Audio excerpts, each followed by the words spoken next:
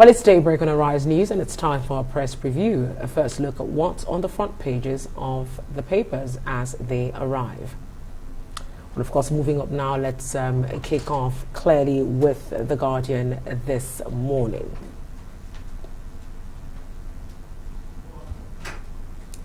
Well, taking a look at The Guardian this morning, we see Emefiele's 2023 aspiration rattles financial experts and lawyers. Of course, the writers here say injection of CBN chief, additional points to more complex game plan. Fazwa. He has no moral, ethnic reason to remain in office.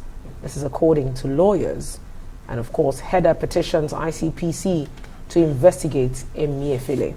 Well, that is coming from The Guardian this morning, but we can see on our screen this morning, we have that coming from This Day. Indeed. To This Day papers, it says 2023 African leaders pressure Buhari for AfDB president. Adesina has about 3 riders there. Now, apparent double standard activists, Akeredolu, PDP, Dambuwal, Ezekwesili. Others keep mum as Adesina fails to resign after his proxies purchased forms for him. Then Action Alliance group faults calls for Emefiele's sack. Insists CBN governor has not breached any law. You can see that story on page 5. Then just below, on top of that, this particular headline I read, Yakasai, APC duty bound to ensure power shifts to the south. And then, of course, on top of that one, just below the This Day logo, in broad daylight, terrorists kill 63 in Zamfara communities. Buhari directs military to sustain offensive against criminals. And on the topmast, oil marketers raised the alarm, accuse airline operators of trying to force subsidy on aviation fuel. Let's go to the next paper. Well, taking a look at The Nation this morning, we see, of course, the screaming headline here, APC slams 9 conditions on presidential aspirants. A writer says contenders barred from taking party to court.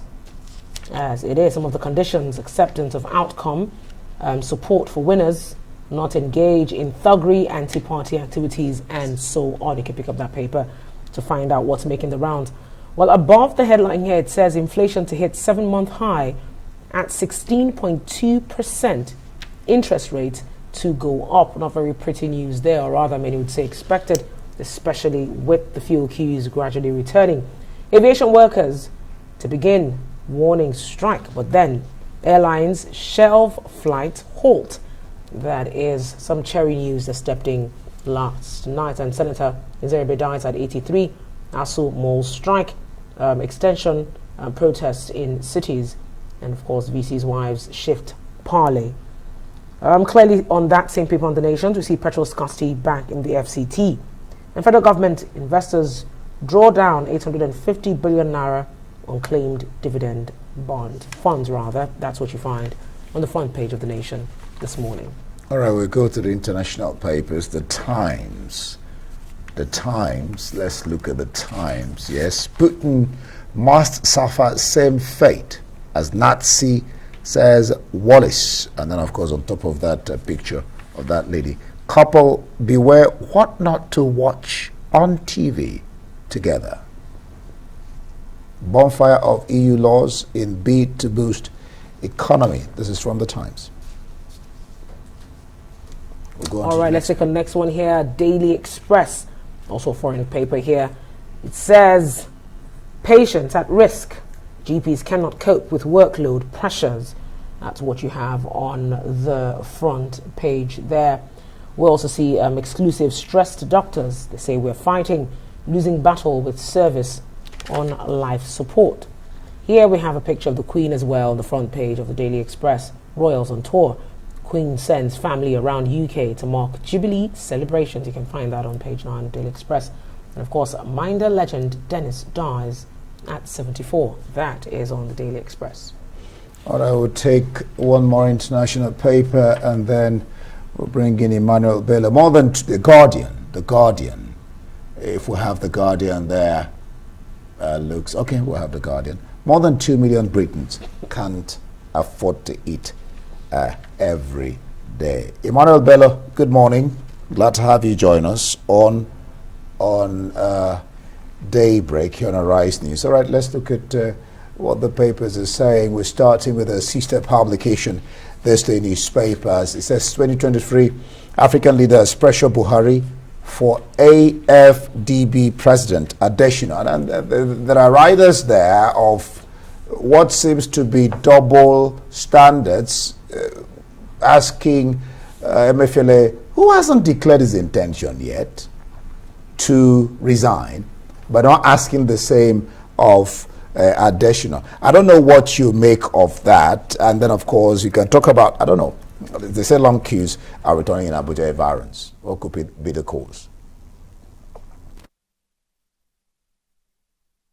Well, good morning, and it's the start of the working week, and this day, as usual, being the leading paper when it comes to business stories, when it comes to political story, have all that covered in the front page. So you have, for instance, in politics, it doesn't get bigger than that, the issue, the agitation for 2023, and it is the biggest date on everybody's mind, and practically everyone shut down over this matter. Who is going to be the next president? The candidates, the aspirants are talking. They are crisscrossing the country, showcasing their credentials. Of course, in the midst of all of that, the economy, and it doesn't get bigger than what is happening currently. The return of those terrible queues. And you remember January, we all lived with that. Sadly, we are back to where we started from, the long queues. It's such an ugly sight. But beyond the ugliness of it is the despondency, the frustration that I'm sure both of us, everyone feel about this scarcity, because part of the thing is, the inexplicable, almost is inexplicable nature. You don't know what happened. You wake up in the morning and there's this long queues. Of course, it's crisis within the supply chain. It's crisis between the marketers and the crisis of subsidy. All those crises are in it right now. The NNPC is not saying anything. It's not talking to us. The story said they spoke with they called the spokesperson Garba Mohammed of NNPC, and his lines are switched off. So it's part of the crisis and the despondency we all feel all the time. No one is talking to us, and we don't know what is the cause of the problem. All you know is that, look, these queues are there. And for Adesina and Emefiele, it's two different people, but the same kind of situation. And people are beginning to see a flip-flop, a disconnect between saying, or like the paper put it, what looks like, the paper is saying that it is a different stroke for different folks, in the sense that while some governors were calling for Emefiele's head, they are not doing the same for Adesina, who is also whose people are actually asking to run for the president. But I think beyond that, beyond what looks like double standard, what most Nigerians right now are looking at, the problem of these candidates. Who is going to be the next president? I'm sure everyone's thinking. Almost everybody has got powerful credentials. Right there on the front page of this day, you have Peter Obi in that interesting interview also talking about himself. So those are the big issues, and the paper is covering all sides of the issues. What the Nation is saying this morning, the screaming headline here is APC slams 9 conditions on presidential aspirants. But the most disturbing, really, amongst these 9 conditions, beyond, of course, not taking the party to court, signing an oath not to engage in thuggery, most disturbing for most aspirants is the voluntary letter of withdrawal, which they are expected to sign before a commissioner of oaths. What do you make of this? Well, yes, you're right. It's curious that you're asking someone to sign his withdrawal before he even runs a race. I mean, and when last week we followed this story very closely. Last week, the party came out so strongly through his spokesperson to say, look, it's voluntary. But the story today is changing. It's like it's a must now. The party leadership was saying that, no, well, that Form 18 was just there, for the sake of, for it. And some aspirants said, look, we're not going to sign this. It's unlawful. Why will you ask us to sign some withdrawal letter even before we went in? And the party explained that, well, you see, the APC is actually going to do its primaries based on either the direct primaries or the indirect, or even a consensus. So this letter is speaking to that. It's actually saying that the form that is being asked to sign is speaking to the issue issue of consensus. The APC is actually eyeing the consensus option with that, and doing everything, asking people not to go to court, not to complain. If anybody is picked, don't say anything. But there are people who say that that is anti-democratic. It goes countercourse to even personal ambition, and of course, it looks like a muzzling of people's. Someone pays 100 million. Those crazy fee, and then you have to sign for the presidential and other fee for the other offices. Then you have to sign a withdrawal letter as soon as someone is a consensus candidate comes in, because that's the basis of a consensus.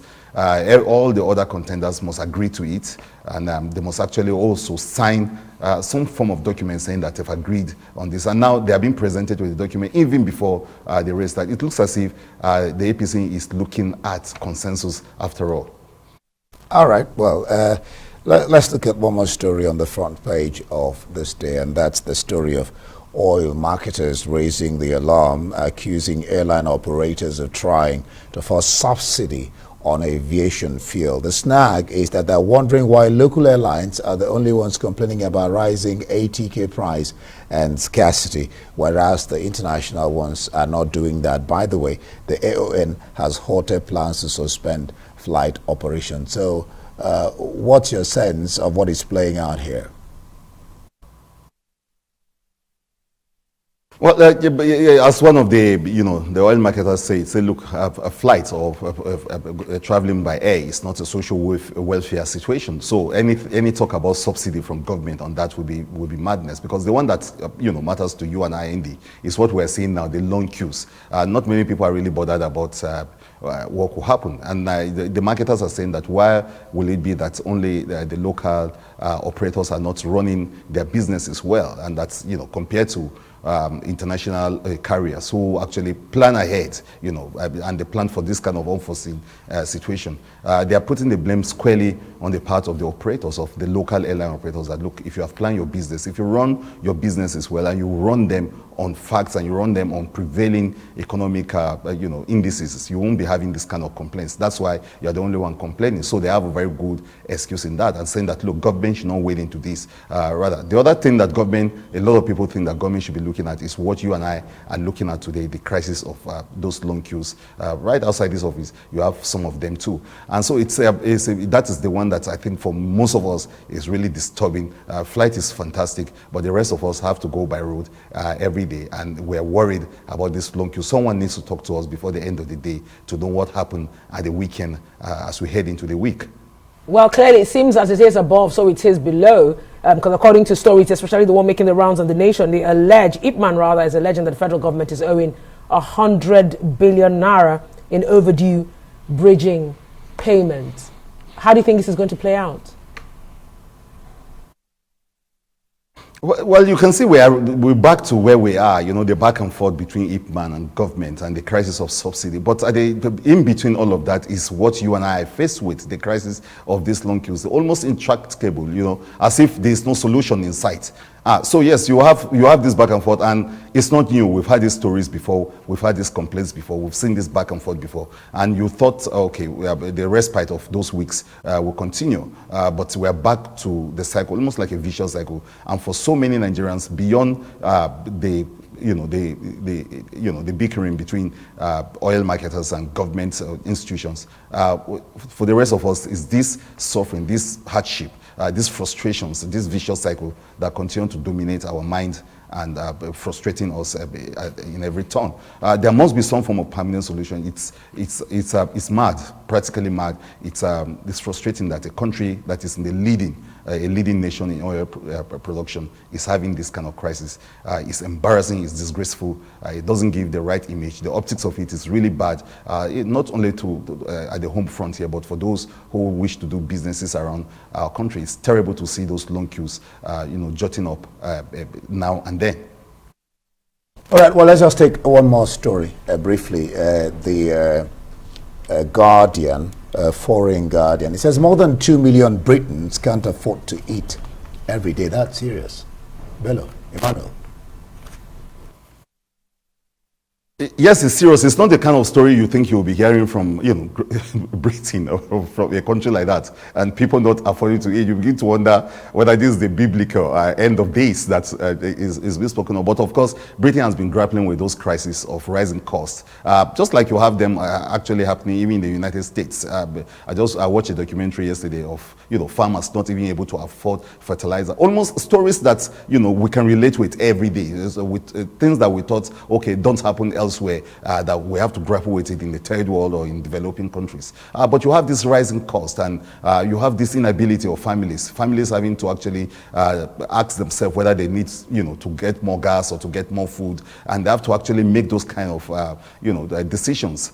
So we're seeing this, and it's really disturbing. But of course, maybe it's a global thing that's going on, and that these economies will have to find a way of grappling with those rising costs to make life better for their people. Of course, that said on our newspaper headline review this morning. Thank you so much for joining us, Brother Emmanuel.